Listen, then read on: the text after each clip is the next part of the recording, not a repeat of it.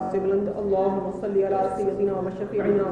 وحبيبنا وكريمنا ومولانا محمد معدن الجود والكرم منبع العلم والحكم وعلى آله وصحبه وبارك وسلم.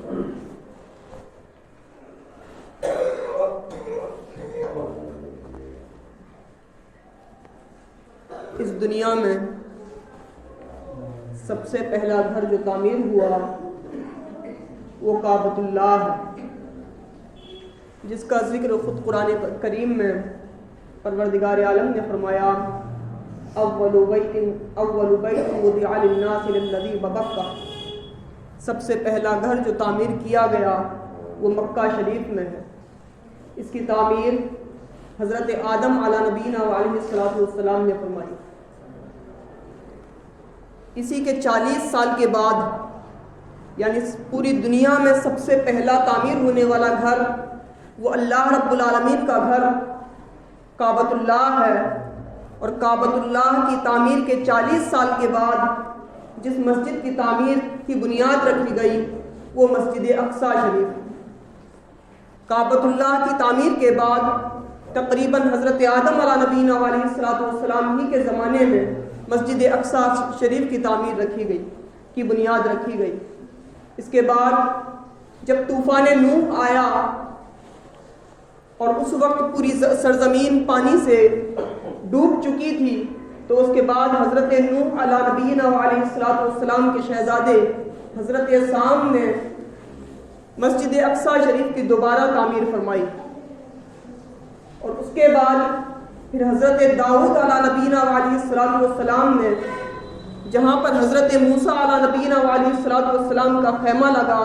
وہاں پر مسجد اقصیٰ شریف کی تعمیر کا آغاز کیا. اور حضرت داؤد علیہ نبینا علیہ الصلوۃ والسلام کا وقت جب اپنی انتہا کو پہنچنے لگا، یعنی آپ کی ظاہری حیات جب مکمل ہو گئی اور آپ کو ایسا لگا کہ مسجد کی تعمیر ابھی مکمل نہیں ہوئی ہے، تو آپ نے اپنے شہزادے حضرت سلیمان علیہ نبینا علیہ الصلوۃ والسلام کو وصیت فرمائی کہ اس مسجد کی تعمیر مکمل فرمانا. حضرت داؤد علیہ نبینا علیہ الصلوۃ والسلام اپنی ظاہری زندگی کو مکمل فرما کر اس ظاہری دنیا سے رخصت ہو گئے. اس کے بعد حضرت سلیمان علیہ نبینا علیہ الصلوۃ والسلام نے مسجد اقصیٰ شریف کی تعمیر فرمائی. حضرت سلیمان علیہ نبینا علیہ الصلوۃ والسلام مسجد اقصیٰ شریف کی تعمیر میں پوری دلچسپی لیتے اور خود جنوں کی نگرانی فرمایا کرتے اور جنوں سے مسجد اقصیٰ شریف کی تعمیر فرمائی، مسجد اقصیٰ شریف کی تعمیر کرائی. یہاں تک کہ حضرت سلیمان علیہ نبینا علیہ الصلوۃ والسلام کو بھی جب یہ اندازہ ہوا کہ اب میرا وقت انتہا کو پہنچ رہا ہے، میری ظاہری حیات کا جتنا وقت دنیا میں لکھا ہوا تھا وہ مکمل ہونے جا رہا ہے اور مسجد کی تعمیر کا کام ابھی باقی ہے، تو حضرت سلیمان علیہ نبینا علیہ الصلوۃ والسلام نے اللہ کی بارگاہ میں دعا کی کہ مولا عز و جل میری موت کو ان جنوں سے چھپا دے، میری موت کو ان جنوں پر عام نہ ہونے دے، ان جنوں پر ظاہر نہ ہونے دے. تو حضرت سلیمان علیہ نبینا علیہ الصلوۃ والسلام کی زندگی کا جب وقت انتہا کو پہنچا تو آپ نے غسل فرمایا، بہترین لباس پہنا، خوشبو لگائی. اور حضرت سلیمان علیہ نبینا علیہ الصلوۃ والسلام کا یہ طریقہ تھا کہ آپ کئی روز تک اللہ رب العالمین کی عبادت میں مصروف رہا کرتے تھے. آپ کی یہ عادت کریمہ تھی اور جن بھی آپ کی اس عادت کو جانتے تھے کہ حضرت سلیمان علیہ نبینا علیہ الصلوۃ والسلام جب اللہ کی عبادت کے لیے کھڑے ہوتے ہیں تو کئی روز تک اللہ رب العالمین کی عبادت کیا کرتے ہیں. تو حضرت سلیمان علیہ نبینا علیہ الصلوۃ والسلام کا جب وقت آخر میں آیا تو آپ نے ایک عصا لیا، ایک چھڑی لی اور اس چھڑی کے سہارے سے کھڑے ہو گئے یہاں تک کہ آپ کی روح آپ کے قفس انصری سے پرواز کر گئی. لیکن انبیاء کے بدنوں کو زمین کے لیے اللہ رب العالمین نے حرام فرما دیا ہے کہ انبیاء کے بدنوں کو کھائے، تو آپ اس اپنی چھڑی سے لگے ہوئے اسی طریقے سے کھڑے رہے، بدن سے روح کے پرواز ہونے کے باوجود بھی کہ دیکھنے والوں کو ایسا لگتا تھا کہ آپ کھڑے ہو کر اللہ رب العالمین کی عبادت کر رہے ہیں. تو جو جن مسجد اقصی شریف کی تعمیر کر رہے تھے وہ حضرت سلیمان علیہ نبینا علیہ الصلوۃ والسلام کو دیکھتے کہ آپ کھڑے ہو کر ابھی تک اللہ رب العالمین کی عبادت میں مصروف ہیں، اسی فکر میں کہ یہ اپنی عبادت سے فارغ ہوں گے تو ہم لوگوں کا جائزہ لیں گے ہم نے کیا کام کیا، تمام جن مسجد اقصی شریف کی تعمیر میں لگے رہے۔ دوسری طرف جس چھڑی کے سہارے سے حضرت سلیمان علیہ نبینا علیہ الصلوۃ والسلام کا بدن اطہر کھڑا ہوا تھا، اس عصا میں اس چھڑی میں ایک کیڑا لگ گیا اور تقریباً اس کیڑے کو اس چھڑی کو کھانے میں 1 سال لگا۔ جب 1 سال میں وہ چھڑی اندر سے کھکل ہو گئی تو حضرت سلیمان علیہ نبینا علیہ الصلوۃ والسلام کا بدن اطہر زمین پر آ گیا، جس کو دیکھنے کے بعد جنہوں کو یہ اندازہ ہوا کہ ایک عرصے سے حضرت سلیمان علیہ نبینا علیہ الصلوۃ والسلام اس دنیا سے رخصت ہو چکے ہیں، لیکن اس وقت تک مسجد اقصی شریف کی تعمیر مکمل ہو چکی تھی۔ تو عزیزان گرامی، یہ مسجد اقصی ہے جس کی تعمیر انبیاء علیہ الصلوۃ والسلام نے فرمائی ہے، یہی مسجد اقصی ہے جس کا ذکر خود قرآن عظیم میں پروردگار عالم نے فرمایا، سبحان الذی اسری بعبدہ لیلا من المسجد الحرام الی المسجد الاقصی، پاک ہے وہ رات جو راتوں رات اپنے بندے کو مسجد حرام سے مسجد اقصی تک لے گئی، الذی بارکنا حولہ، جس کے ارد گرد ہم نے برکتیں رکھی ہیں، لنریہ من آیاتنا، تاکہ ہم ان کو اپنی نشانیاں دکھائیں۔ تو عزیزان گرامی، آقا علیہ الصلوۃ والسلام کو جو معراج عطا ہوئی ہے، یوں تو آقا علیہ الصلوۃ والسلام کو آسمانوں پر معراج کرائی گئی، اس مکان سے لامکان تک آقا علیہ الصلوۃ والسلام کو لے جایا گیا۔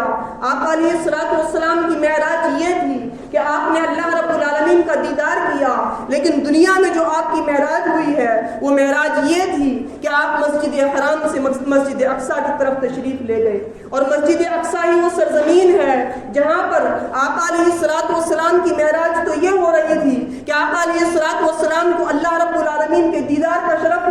شرف حاصل ہو رہا تھا۔ آقا علیہ الصلوۃ والسلام کی معراج تو یہ ہو رہی تھی کہ آقا علیہ الصلوۃ والسلام کو اللہ رب العالمین سے ہم کلامی کا شرف مل رہا تھا، لیکن دوسری طرف تمام انبیاء و مرسلین علیہ الصلوۃ والسلام کی معراج یہ تھی کہ ان کو آقا علیہ الصلوۃ والسلام کی اقتدا میں کھڑے ہو کر نماز پڑھنے کا شرف مل رہا تھا۔ تو دیگر انبیاء کو جو معراج ہوئی ہے کہ آقا علیہ الصلوۃ والسلام کی اقتدا کا شرف ملا ہے، آقا علیہ الصلوۃ والسلام کی زیارت کا شرف ملا ہے، آقا علیہ الصلوۃ والسلام سے ملاقات کا شرف ملا ہے، اس معراج کی سرزمین کوئی اور نہیں، وہ سرزمین مسجد اقصی شریف کی سرزمین تھی، وہ سرزمین مسجد اقصی شریف کی سرزمین تھی جہاں پر تمام انبیاء اکرام کو یہ شرف حاصل ہوا کہ آقا علیہ الصلوۃ والسلام کی ابتدا میں انہوں نے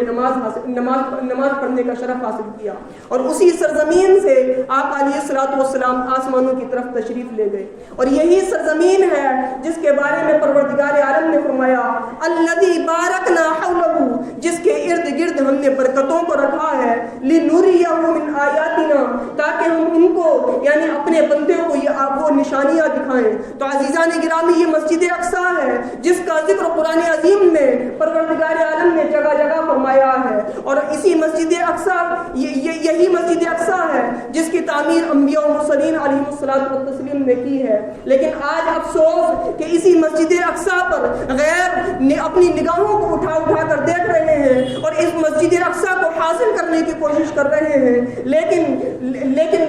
مبارکباد ہے ان لوگوں کے لیے جو اپنی قربانیاں پیش کر کے، جو اپنے بچوں کو پیش کر کے، جو اپنی جانوں کو پیش کر کے، جو اپنا مال و زر پیش کر کے اس مسجد اقصی کی حفاظت کے لیے سب کچھ قربان کرنے کے لیے تیار ہیں۔ عزیزان گرامی، یقیناً جو میدان کربلا میں حضرت امام حسین رضی اللہ تعالیٰ عنہ نے دین اسلام کی حفاظت کے لیے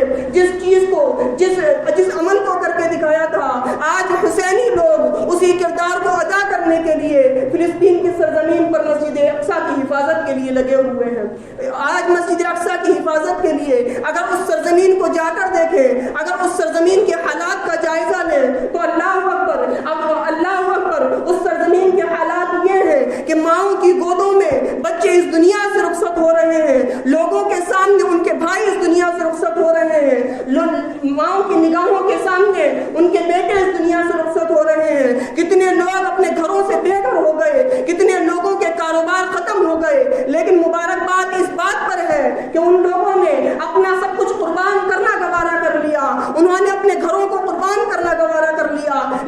یہ گوارا نہیں کہ ہم مسجد اقصیٰ کو چھوڑ دیں، ان سے یہ گوارا نہیں کہ ہم مسجد اقصیٰ کو کفار کے ہاتھوں میں جانے دیں۔ ان لوگوں کی غیرت ایمانی اس بات کی اجازت نہیں دیتی کہ ہم اپنی مسجد کو چھوڑ کر، جس مسجد میں ہم اللہ کی عبادت کرتے ہیں، جس مسجد میں اللہ رب العالمین نے برکتیں رکھی ہیں، اس مسجد کو ہم چھوڑ کر غیروں کے ہاتھ میں دے دیں۔ اللہ اکبر، یقیناً مبارکباد ہے ان لوگوں کے لیے، ہم کو بھی چاہیے کہ ان کے لیے دعائیں کریں، اور ساتھ ہی ساتھ ان کی غیرت ایمانی کو دیکھ کر ہمارے اندر بھی جذبہ ہونا چاہیے کہ ہم بھی اپنی مسجدوں کی حفاظت کے لیے وہی جذبہ رکھیں، وہی غیرت ایمانی رکھیں۔ عزیزان گرامی، کعبۃ اللہ شریف جو اللہ رب العالمین کا دنیا میں پہلا گھر ہے، اس گھر میں بھی ایک عرصہ وہ رہا کہ ایک عرصے تک اس گھر میں بت رکھے گئے، ایک عرصے تک کعبۃ اللہ شریف میں بتوں کی عبادت ہوتی رہی، لیکن اس کے بعد جس دن سے اسلام کا پرچم بلند ہوا ہے، جس دن سے اسلام کو شوکت ملی ہے،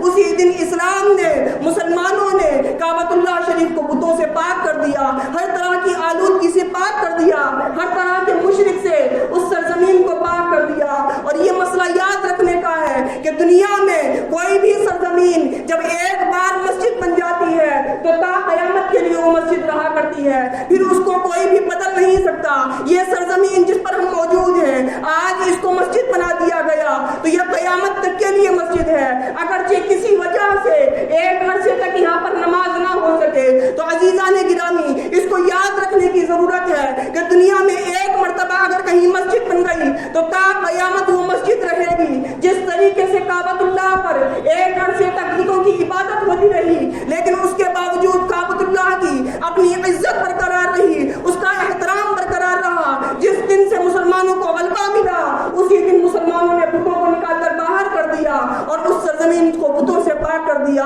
تو اسی طریقے سے ہم لوگوں کو بھی غیرت ایمانی کی ضرورت ہے اور اپنے آپ کو مضبوط کرنے کی ضرورت ہے، تاکہ ہم بھی اپنی مسجدوں کو، اپنی مسجدوں کی حفاظت کر سکیں اور اپنی غیرت ایمانی